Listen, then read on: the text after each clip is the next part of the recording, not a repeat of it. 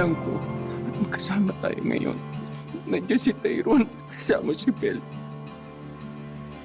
I just realized na all this time, ikaw dapat ang kinampihan ko and hindi si Dad. And now, I know na valid ang lahat ng naramdaman mong pagdududa sa kanya. Angel, pwede bang akong makihiram ng cellphone? Sensya ka na, Tyrone, ha? Pero wala kasi akong cellphone. Iniwan ko sa bahay. Hindi ka na makakaalis, Tyrone. Dito ka lang sa akin. Ayun, no? Dito lang pala yung hinahanap ko.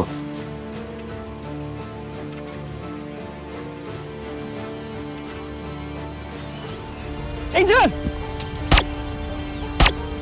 Nag-post ako sa social media. Malaking tulong yan sa atin. Mahanap si Tyrone. Nabasa ko po yung post ninyo. Alam ko po kung nasaan yung taong hinahanap nyo, sir.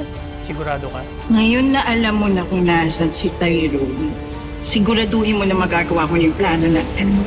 Oo nga, ako nang ang bahala. Ano ka ba?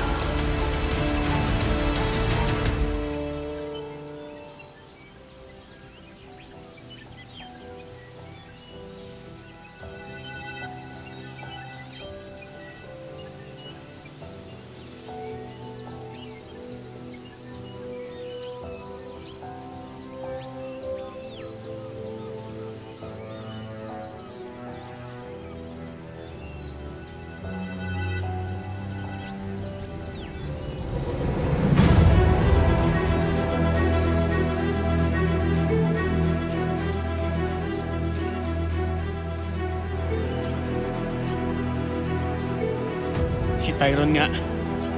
Hindi ako papayag na maagaw mo sa akin lahat, Tyrone. Sorry, Tyrone. Pero kailangan mo na mawala.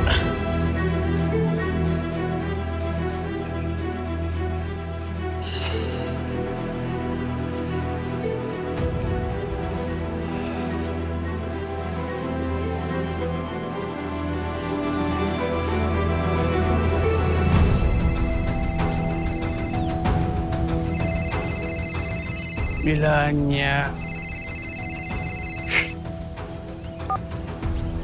Hello? Ano, nakita na ba kayo ni Tyrone? Nagawa mo na yung plano? Paano kung magagawa yung plano, itawag ka ng tawag? Di na kasi ako makapaghintay.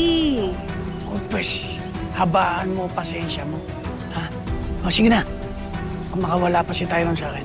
O sige, sige.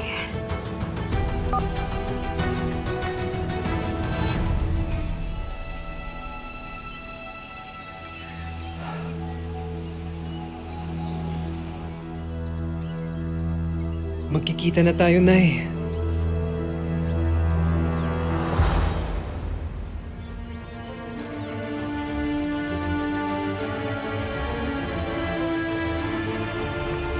Tulong! Tulong!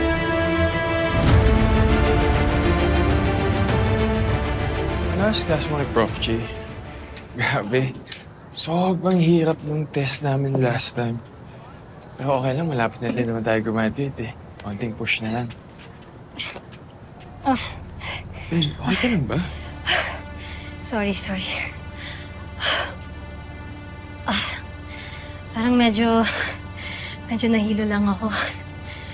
Bel, dali na kaya sa clinic. Okay lang, I'm fine. Actually, nagsimula lang to nung mawala si Tyrone. It's just, lately, parang ang bigat ng pakiramdam ko. Gano'n ka ba talaga ka-affected ng pagkawala niya? Baka may gusto ka sa kanya. Di ba, sinabi ko na sa'yo na hindi ganun ang nararamdaman ko kay Tyrone? Basta hindi ko talaga ma-explain at hindi ko talaga maintindihan. Okay?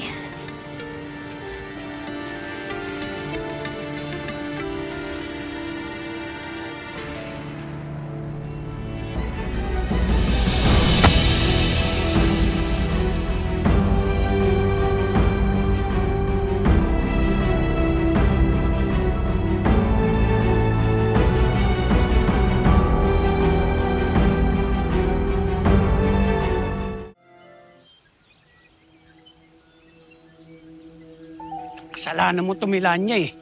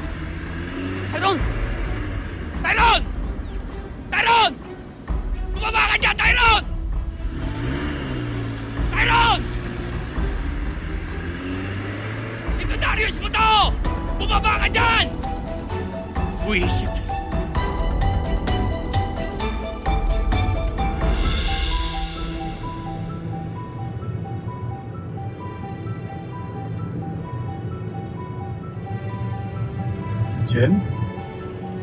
Tyrone? Hanggang ngayon, hindi pa rin nila alam kung ano nangyari kay Tyrone. Hindi ko na alam kung anong gagawin ko. Huwag kang mag-alala, Rosel. Di naman tumitigil yung search and rescue team sa paghahanap. Huwag kang mawala ng pag-asa. Madaling sabihin. Pero sa tuwing lumilipas yung mga araw, para akong pinapatay. Kung minsan iniisip ko, kasalanan ko eh. Sana, sabi ko kay Tyrone yung totoo. Baka sakaling hindi nangyari to. Baka mas naging masaya siya. E di sana mas buo yung pakiramdam ni Tyrone. Alam mo, Rosel, huwag mong sisihin ang sarili mo. Ginawa mo lang naman yun para maprotektahan si Tyrone, di ba? Eh, pero sino? Sinong gumawa nito? Sinong dumukot kay Tyrone? Bakit nila gusto saktan yung anak ko? Pasensya ka na. Hindi ko kayang sagutin yung tanong mo. Hindi ko rin alam kung sino gumawa nito eh.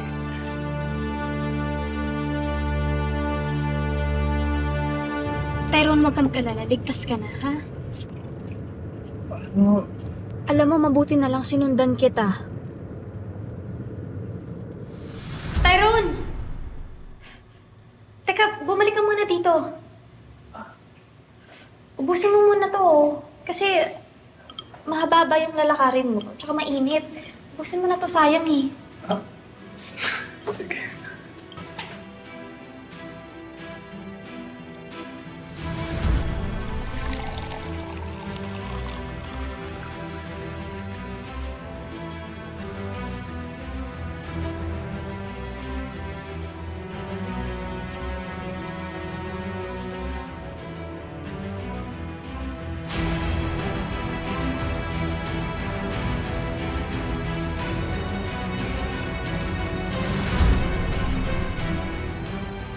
Okay na siguro to.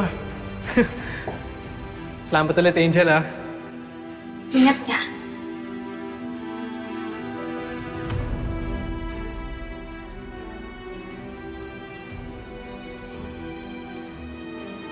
Hindi ako papayag na mawala ka pa sa akin, Tyrone.